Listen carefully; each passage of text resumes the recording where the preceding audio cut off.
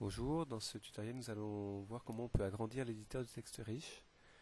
En effet, cet éditeur est un endroit où vous risquez de passer pas mal de temps pour faire de la mise en page, donc c'est intéressant de savoir qu'on peut l'agrandir, parce que quand on l'ouvre, par défaut il est assez petit, et donc la première façon c'est de tirer en bas à droite, vous voyez ici, et donc on peut en tirant l'agrandir, et déjà ça, c'est assez confortable, surtout si vous avez un grand écran.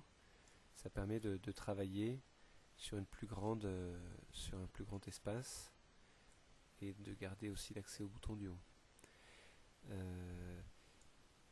On ne peut pas tirer vers la droite malheureusement, mais ceci dit, vu que le résultat final va devoir rentrer dans la largeur, en fait il ne manque pas grand chose pour avoir la vraie largeur.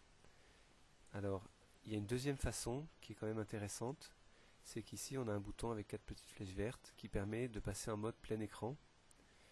Donc là vous voyez que mes barres de boutons se mettent tout en haut, c'est les mêmes, et j'ai un grand espace de travail. Alors je peux jouer sur la taille de ma fenêtre comme ça, et vous voyez que le texte s'adapte, et alors ce qui est intéressant c'est que donc on a plus d'espace pour travailler, donc surtout quand on manipule des photos, surtout des grandes photos c'est intéressant. Par contre vous voyez que il y a une déformation, c'est-à-dire qu'on n'est pas comme en Word avec quelque chose de fixe au niveau des retours à la ligne. Vous voyez ici on a un paragraphe par exemple de 5 lignes. Si je travaille en plein écran, il va faire 2 lignes et demie. Donc ça c'est parce que le texte s'adapte. D'ailleurs on voit bien quand on redimensionne la taille. Je vais repasser en plein écran. Mais c'est quand même confortable. Et vous voyez aussi que par exemple là j'ai choisi d'avoir 2 photos l'une à côté de l'autre. Alors, je vous montre le résultat final, c'est quelque chose comme ça qui est assez joli. Donc quand je suis en phase de travail, il y a un autre tutoriel qui explique, j'ai fait un tableau invisible.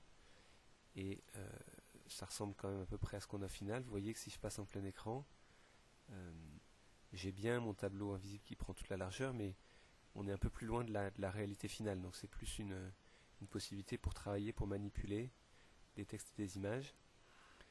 C'est intéressant aussi quand on veut déplacer par exemple une image, si je veux la mettre en bas, j'ai plus d'espace pour glisser des éléments.